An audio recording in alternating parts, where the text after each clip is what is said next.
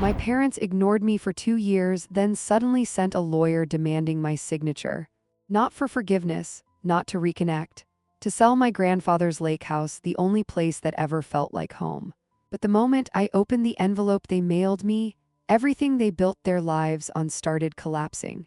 Before I tell you how one forgotten granddaughter destroyed her family with a single hidden document, comment below. What hurts more, being hated by your family or being treated like you never mattered at all? And if you enjoy emotional family drama, favoritism, inheritance betrayal, manipulation, toxic parents, hidden secrets, and satisfying emotional revenge, subscribe now because this story gets brutal. My name is Paige Afton. I was 32 years old the day my father accidentally proved my grandfather loved me more than his favorite child. And honestly, that realization ruined something inside me forever. I grew up outside Knoxville, Tennessee. Small town, church people, fake smiles, families pretending perfection while quietly destroying each other behind closed doors. My father Gerald managed a local bank branch, pressed shirts. Perfect handshake, voice that sounded trustworthy even when he was lying. My mother Diane ran Bible study groups and charity dinners. Together they looked like the kind of parents people envied publicly. Then there was Meredith. My younger sister, the daughter my parents built their entire world around. Meredith got piano lessons, I got maybe next year. Meredith got a car at 16, I got. Buses build character. Meredith had the bigger bedroom because she needed creative space. I slept beside the laundry room and learned how to fall asleep through the spin cycle. And honestly, the worst part wasn't what they gave her. It was how normal they made my neglect feel. My father had this phrase he loved using whenever I noticed the favoritism. Meredith needs more help, you're the strong one, Paige. Strong, interesting word. Because in dysfunctional families, strong usually means the child they don't feel guilty ignoring. So I became easy, low maintenance, independent, quiet. I worked double shifts at a diner in high school, bought my own clothes, paid for my own books, learned very early that asking for help only embarrassed people. Except my grandfather Howard. Howard Afton was the only person who ever looked at me like I mattered exactly as much as Meredith did. Every Friday after school, he'd pick me up in his old pickup truck and drive me to the lake house on Cedar Mill Road. That place felt different from the rest of my life. Warm, safe, important. Grandpa Howard always kept chocolate milkshakes waiting in the fridge. Said the lake tasted better with sugar. I believed him. Honestly, I think I would have followed that man anywhere. When I graduated college, my parents promised they'd come. My mother picked her outfit weeks early. My father asked about parking. I reserved 4 seats, one for them, one for Meredith, one for Grandpa Howard. Morning of graduation, my father called. Something came up. Translation: Meredith needed attention again. Her apartment furniture delivery got delayed. Apparently that mattered more than watching their daughter become the first college graduate in the family. I walked across that stage alone, took my own graduation photos using a phone timer balanced against a bench. And honestly, something in me started dying that day. That afternoon, Grandpa Howard called. "I'm proud of you, Paige." His voice sounded thick, emotional, then he said something strange. "Don't worry, I already took care of it." I didn't understand what he meant, not then. I would understand 7 years later inside a lawyer's office, while watching my father realize he'd lost everything. But before that happened, I met Daniel Reeves. And honestly, Daniel changed my entire understanding of love. He was an electrician rewiring my office building when we met. Calloused hands, old boots, always humming old Johnny Cash songs off-key. My father hated him immediately, which honestly should have been my first sign I chose correctly. When Daniel and I got married, small courthouse ceremony, nothing expensive, my father stared across the dinner table afterward and calmly said, "I thought you'd aim higher, Paige." Daniel didn't respond, didn't argue. Just squeezed my hand under the table. Later that night, he looked at me quietly and said, "I don't care if your father respects me, but he should respect you." And honestly, that sentence hit harder than anything anyone had ever said to me before. Because Daniel noticed something my family spent my whole life training me to ignore. I deserved better, but I still kept trying with my parents. Still attended holidays, still answered calls, still showed up. Because people raised inside emotionally manipulative families mistake endurance for loyalty, and eventually that mistake destroyed everything. It happened at Christmas. 15 relatives packed into my parents' living room, noise everywhere, fake laughter, my mother performing hospitality like always. Then Meredith cornered me in the kitchen. She needed $5,000 again, third time asking. Her boutique business was failing. Previous loans mysteriously never repaid. This time I said no, politely, calmly, clearly, and honestly. That single word changed my entire life. The room went silent so fast you could hear the Christmas music from the kitchen speaker. Meredith stared at me like I'd slapped her. "You're serious?" "Yes." I kept my voice calm, and honestly, that made everyone angrier. Because manipulative families survive on emotional reactions. Calmness threatens them. Meredith's eyes filled instantly. Not real crying, performance crying. The kind she learned very young worked perfectly on my parents. She walked back into the living room, wiping tears dramatically. My father noticed immediately. Of course he did. "What happened?" Nobody answered. So Meredith did what she always did, made herself the victim before anyone asked questions. "I just needed help," she whispered. That was all it took. My father stood up from his recliner so fast his drink almost spilled. "What kind of sister refuses to help family?" Loud enough for the entire room to hear. Conversation stopped. 15 people suddenly very interested in cookies and ceiling decorations. Nobody looked at me directly, and honestly, that part hurt worst, the silence. Because families like mine don't survive through one cruel person, they survive through witnesses who stay comfortable. "I already helped twice," I said carefully. "She never paid me back." Wrong move. My father's face hardened instantly. "Listen to yourself, Paige. Keeping score against your own sister? Interesting. Because somehow Meredith borrowing thousands repeatedly wasn't selfish, but me finally saying no was." Then my mother leaned toward Aunt Carol and whispered just loud enough for everyone nearby to hear, "She's changed since marrying Daniel. Honestly, I think she needs professional help." The room froze, and honestly, I still remember exactly how that felt. Not anger, humiliation, because suddenly I understood my mother wasn't trying to win the argument. She was destroying my credibility. That's what emotionally manipulative people do when control starts slipping. They make your reactions look irrational before you even react. "She's under a lot of stress lately," my father added sadly. Sadly. Like he was discussing a sick relative instead of publicly humiliating his daughter. Nobody defended me, not one person. My cousin Rachel looked horrified but stayed quiet. Aunt Linda stared at the punch bowl.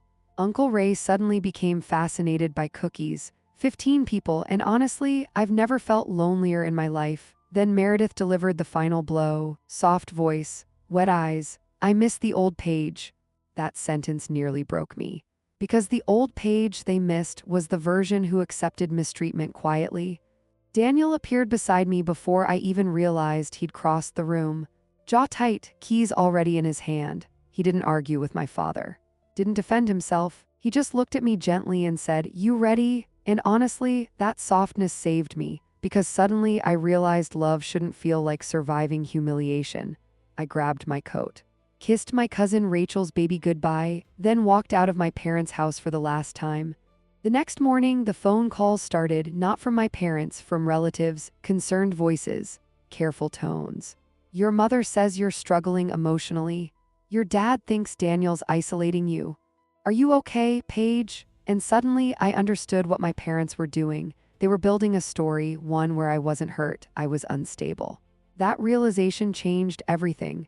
Because honestly, once someone weaponizes concern against you, the relationship is already dead. Weeks passed, then months, no apology, no accountability, just silence, heavy silence. The kind that tells you people expected you to crawl back eventually. But I didn't. Daniel and I moved 45 minutes away. Small house, quiet neighborhood, front porch, morning sunlight in the kitchen, peaceful, actually peaceful. And honestly, I didn't realize how exhausted I'd been until nobody criticized me for existing anymore. Daniel's business grew. I got promoted at my accounting firm. Slowly, life became lighter. Except every Christmas, I still checked my phone. Part of me kept hoping my parents would choose me once, just once. They never did. 2 full years passed like that. Until one Tuesday morning, an envelope arrived from a law office in Knoxville. And honestly, the second I saw my father's name attached to legal paperwork, I knew he needed something. The envelope arrived at 9:14 a.m. Certified mail, cream-colored, expensive paper. My father's return address printed neatly in the corner like professionalism could somehow soften betrayal. And honestly, the second I saw a lawyer's office attached to his name, I laughed. Not because it was funny, because manipulative people always become formal when they need something from you. I opened it standing in my kitchen beside half-made coffee. Inside, legal notification regarding the sale of Howard Afton's lakehouse property. My stomach dropped instantly. The lakehouse, Grandpa Howard's place, the only location in my childhood that ever felt safe. Then I saw the next sentence. As surviving children of Howard Afton, Gerald and Elaine Afton now retain full ownership authority over the estate property. Authority, interesting word, because people love using legal language when they're trying to sound unquestionable. Attached underneath, a signature request. Mine, they needed me to waive contest rights regarding the sale. And honestly, that single page told me something immediately. If everything truly belonged to them, they wouldn't need my signature. I called Daniel at work. He answered on the second ring. What happened? Interesting how people who genuinely love you can hear pain before you explain it. They're selling Grandpa's lake house. Silence, then. And they need something from you? Exactly. I read him the paperwork quietly. Daniel interrupted halfway through. Don't sign anything. 3 simple words, no panic, no dramatic speech, just protection, and honestly. That steadiness became the only reason I handled the next few weeks without completely falling apart. Because suddenly, all I could think about was Grandpa Howard sitting on the dock teaching me how to fish while my parents forgot to pick me up from school events.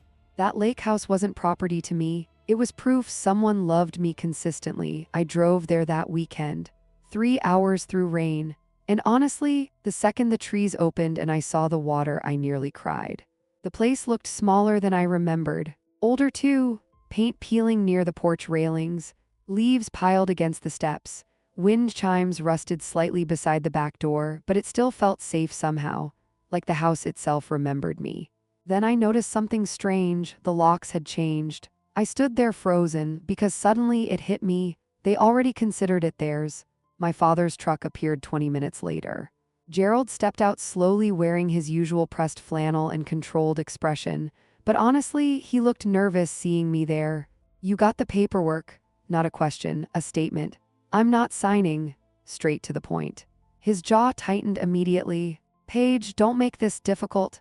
Interesting, manipulative parents always describe boundaries as inconvenience. You ignored me for 2 years, I replied calmly. Now suddenly I matter because you need paperwork signed? That's unfair. Unfair, another favorite word of people facing consequences. My father walked closer slowly, hands in pockets, careful voice. The property taxes are expensive. Maintenance is becoming impossible. I stared at the lake behind him, the dock Grandpa Howard rebuilt twice himself, the porch swing where he taught me chess, the kitchen window where chocolate milkshakes always waited. This wasn't about taxes, it never was. Then my father made the mistake that changed everything. Besides, he added casually, your grandfather would have wanted the family taken care of. Would have wanted. Past tense assumptions from people speaking for the dead. I looked at him carefully. Did Grandpa leave a will? And honestly, the way his face changed answered me before he spoke. Too fast, too defensive. Everything was handled properly. Not yes, interesting. Did he leave a will? I repeated, my father's voice sharpened instantly. You're being emotional. There it was, the family strategy. If I asked uncomfortable questions, I became irrational. But honestly, that tactic stopped working once I noticed it.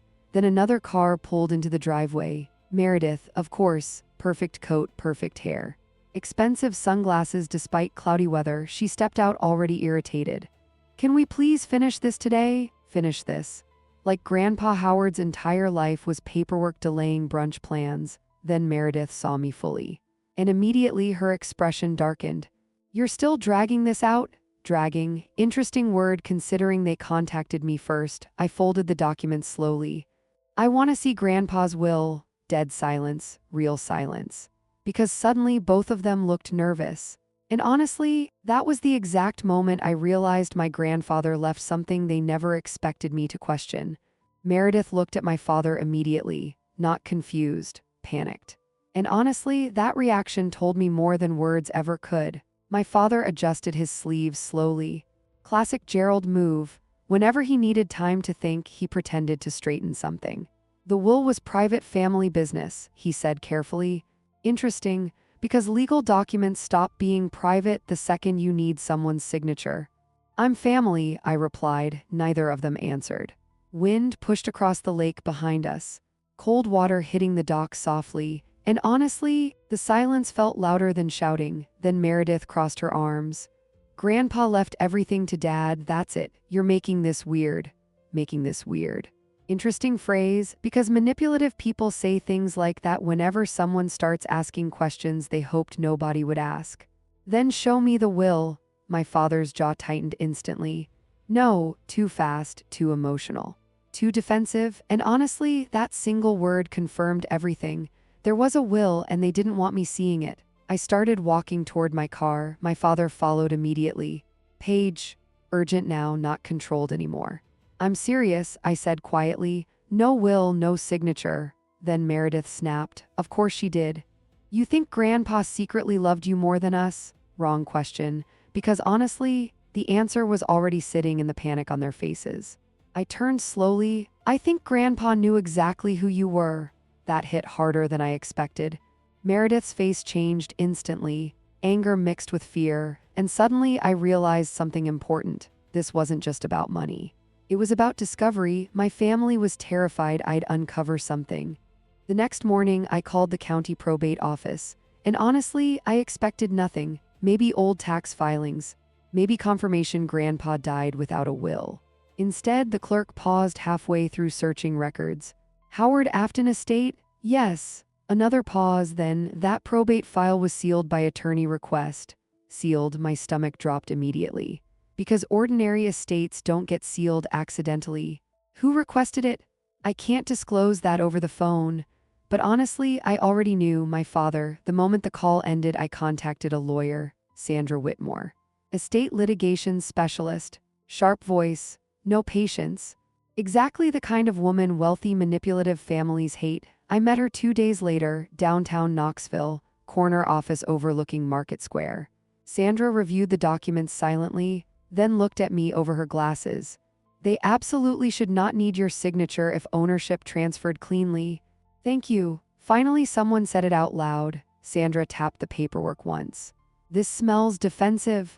Defensive. Interesting word, because that's exactly what the paperwork felt like. Not routine, protective, like my parents were trying to close something quickly before questions appeared. Then Sandra asked quietly, "Did your grandfather and father have a good relationship?" I laughed immediately, couldn't help it. Grandpa Howard tolerated him. Sandra nodded slowly. Good, because difficult family relationships usually leave paper trails. And honestly, that sentence changed everything, because suddenly I realized something my parents forgot. Grandpa Howard was careful, very careful. The man labeled fishing equipment, organized receipts by year, stored warranties in plastic sleeves. A man like that wouldn't accidentally leave confusion behind. Sandra filed a petition to access the sealed probate documents the following Monday. And honestly, my father lost his mind. He called 12 times in one afternoon. Then my mother finally contacted me directly for the first time in over 2 years, voice shaking with fake concern. "Paige, people are getting worried about you." There it was again, concern as manipulation. "I'm asking for Grandpa's will. You're obsessing." Interesting, because accountability always becomes obsession once manipulative people feel threatened. Then my mother lowered her voice carefully. "Your father says Daniel's influencing you." I actually smiled hearing that, because honestly, manipulative parents blame healthy relationships when control disappears. Daniel walked into the kitchen while she talked, tool belt still on. Tired eyes, gentle face. The exact opposite of every emotionally exhausting relationship I grew up around. "He's helping me think clearly," I replied calmly. Silence. Then my mother's voice hardened instantly. "You're embarrassing this family." And honestly, that sentence healed something inside me, because suddenly I realized protecting their image always mattered more to them than protecting me. I hung up without another word. 3 weeks later, Sandra called me at work, and honestly, the second I heard her tone, I stood up immediately. "Paige," she said quietly, "you need to come to my office." My stomach dropped. "What happened?" Long pause, then. "We opened your grandfather's will." And honestly, nothing could have prepared me for what Grandpa Howard secretly left behind. Sandra's office overlooked downtown Knoxville. Rain streaked across the windows. Gray sky, cold afternoon.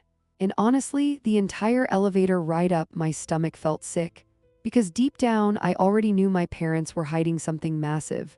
Sandra didn't waste time when I arrived. The probate file sat open across her desk.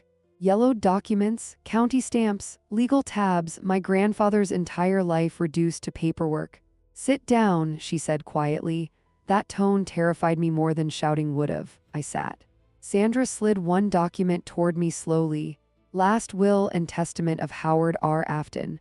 My hands started shaking immediately. Because honestly, I hadn't seen Grandpa Howard's handwriting since the funeral.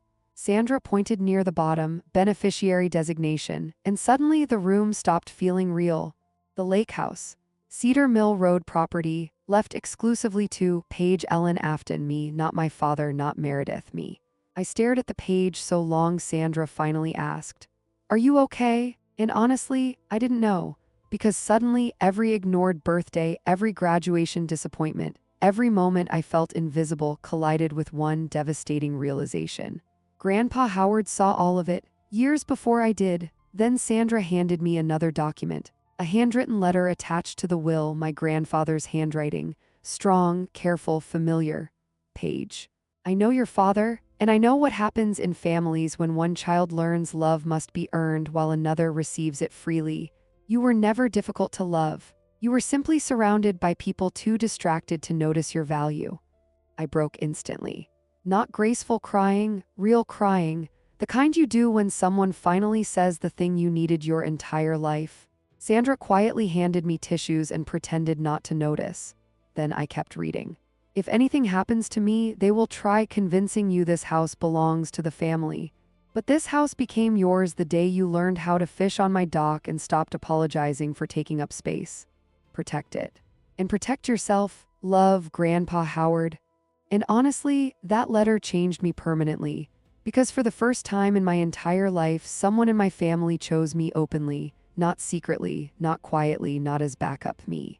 Sandra let the silence sit for a while. Then she slid over one final paper, trust transfer documents, filed 7 years earlier. The lakehouse had legally transferred into an irrevocable trust before Grandpa Howard even died. Meaning my father never owned it, not for 1 second. I actually laughed. Sandra raised an eyebrow. "I'm sorry," I whispered. "It's just he acted so confident." And honestly, that became the funniest part. My father built an entire plan around property that legally never belonged to him. Then Sandra said something that made everything darker. "Paige, there's more." My stomach tightened again immediately. Sandra tapped another page. Loan disclosures. Refinancing paperwork. My father refinanced his own house 8 months earlier. $180,000, co-signed for Meredith's failing boutique business. And suddenly everything clicked. The urgency, the pressure, the sudden lawyer letter. They weren't selling the lake house because they missed Grandpa Howard. They were drowning financially, and they expected me to save them. Again, Sandra folded her hands carefully. "If they lose access to the lake house sale, your father may lose almost everything." Interesting, because honestly, for years my parents acted like Meredith was the fragile one. But in reality, they built their entire future around protecting her from consequences. Then Sandra looked at me directly. "What do you want to do?" And honestly, for the first time in my life, I didn't immediately think about what would make my family happy. I thought about myself, about Grandpa Howard's letter, about Daniel, about all the years I spent shrinking myself so other people could stay comfortable. "I want the truth," I said quietly. Sandra nodded once. "Then we finish this properly." And honestly, my father had no idea the next meeting would destroy the image he spent 30 years building. The meeting was scheduled for Friday at 10 a.m. Same law office. Same conference room. Same father who thought intimidation still worked on me. But honestly, this time felt different, because I wasn't walking in confused anymore. I was walking in prepared. Sandra came with me, black blazer, sharp eyes, the kind of woman who could make grown men nervous without raising her voice once. My father was already there when we arrived, pressed shirt, coffee untouched beside him. Jaw tight, and honestly, he looked exhausted, not guilty. Cornered. Meredith sat beside him, scrolling nervously through her phone. My mother stared out the window, pretending calm. Nobody greeted me. Interesting. Families stop pretending warmth once manipulation fails. Then my father noticed Sandra, and for the first time since this started, I saw real fear. "Who's this?" My attorney. Dead silence. Because suddenly, the obedient daughter wasn't sitting at the table anymore. Sandra sat calmly beside me and opened her folder. My father immediately switched into performance mode. "Paige, this has gone too far." Interesting. Because accountability always feels too far to people who never expected consequences. Sandra slid the trust documents across the table. Certified copies, county seals, Grandpa Howard's signature. Every page legally devastating. "The lakehouse belongs to Paige Afton through irrevocable trust transfer," Sandra said evenly. "It never entered probate. Your clients had no authority to initiate sale proceedings." Meredith went pale instantly. My father tried recovering quickly. "There must be some misunderstanding." "No, honestly, the funniest part was watching him realize professionalism couldn't save him anymore." Sandra slid forward another document. Loan disclosures. Refinancing agreements, boutique debt, $180,000 hanging over my parents' lives, and suddenly my mother spoke for the first time. "You had no right digging through our finances." There it was, not shame, violation. Because manipulative people believe secrecy belongs to them permanently. "You tried forcing me to sign away property that wasn't yours," I replied calmly. My father leaned forward immediately. "We were trying to save the family." The family, again, funny how family only mattered when they needed sacrifice from me. Sandra folded her hands. "Mr. Afton, did you knowingly represent yourself as property owner to potential buyers?" Silence. Real silence. Then my father made a mistake. "I assumed ownership transferred automatically after Howard's death." "Assumed," Sandra nodded slowly. "But you never confirmed legally?" No answer, because honestly, he didn't. Grandpa Howard knew exactly what kind of man his son was. Confident, entitled, too arrogant to double-check paperwork. Then Meredith exploded. "This is insane. You're ruining our lives over a stupid house." Stupid house, interesting. Because the stupid house suddenly mattered a lot once they lost access to it. I looked directly at her. "You ignored me for years. Now suddenly I'm important because you need money." That hit harder than shouting ever could. My mother jumped in immediately. "After everything we did for you," I actually laughed, couldn't help it. And honestly, that laugh changed the room, because for the first time they realized guilt no longer worked. Sandra quietly pulled out Grandpa Howard's handwritten letter, then slid it toward my father. "You should read this." He unfolded it slowly, and honestly, I watched 30 years of certainty disappear from his face line by line. His hands started shaking halfway through. Meredith leaned over trying to read. Then my father whispered something so quietly I almost didn't hear it. He knew. Yes, that was the point. Grandpa Howard knew exactly what they were. That's why he protected me before he died. Then my father looked up at me, eyes wet for the first time in my entire life. And honestly, that should have felt satisfying. But it didn't, it just felt sad. Because suddenly, I realized my grandfather spent years protecting me from a family he already understood would eventually break my heart. Nobody spoke for almost 10 seconds. Rain tapped softly against the conference room windows. My father still held Grandpa Howard's letter in shaking hands, staring at it like the words might change if he looked long enough. And honestly, I think that was the exact moment he realized this wasn't just about losing the lake house. He lost the illusion that his father trusted him most. That part destroyed him. My mother recovered first, of course she did. Diane straightened her sweater slowly and slipped back into controlled politeness. "Howard was emotional near the end," she said carefully. "He wasn't thinking clearly," Sandra immediately responded. "The trust was established 7 years before his death while fully competent." Flat, precise, brutal, my mother looked away instantly. Because honestly, facts are dangerous when your entire life depends on controlling the narrative. Then Meredith started crying, real crying this time, mascara running, hands shaking. And suddenly I noticed something strange. She looked scared, not spoiled, not manipulative, scared. Because for the first time in her life, nobody was rescuing her from consequences. "My business is collapsing," she whispered. "I'm going to lose everything." Interesting, because honestly, that sentence should have made me feel victorious. Instead, I just felt tired, tired of being the daughter expected to sacrifice herself whenever Meredith failed. My father finally looked at me, not angry anymore, just broken. "You really won't help us?" "Won't help us." After 2 years of silence, after the rumors, after the humiliation, after convincing people I was mentally unstable, and honestly, that question healed something inside me permanently.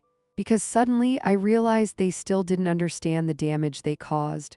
They thought this was about money, but it was never about the house. It was about finally mattering. I looked at my father quietly.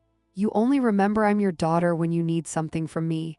That sentence landed harder than yelling ever could. Nobody defended themselves. Nobody argued, because honestly, there wasn't anything left to say. Sandra closed the folder carefully. "The trust remains active," she said calmly.